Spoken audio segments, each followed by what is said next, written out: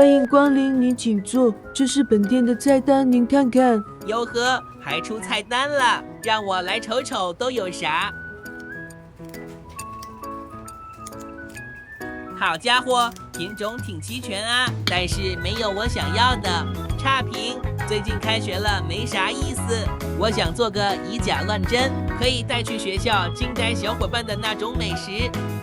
简单，满足你，不就是以假乱真的美食吗？让我来把你的文具做成一道美食。黄油小火加热，想象一下你正在上课，你的同桌津津有味的在吃橡皮，你会不会惊掉下巴？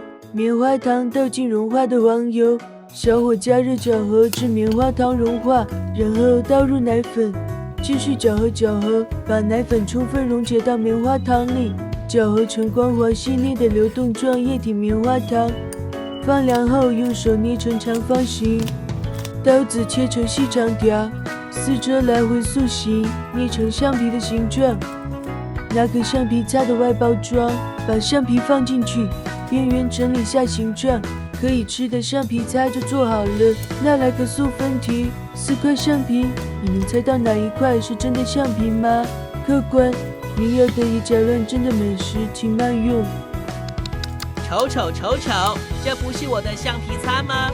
要不是我自己要求做的，我还真不敢相信这家伙可以吃。外表看起来跟真的橡皮擦很像啊，孪生姐妹嘛，吃起来香香甜甜的，口感 QQ 弹弹的，还会拉丝，还挺好玩的嘛。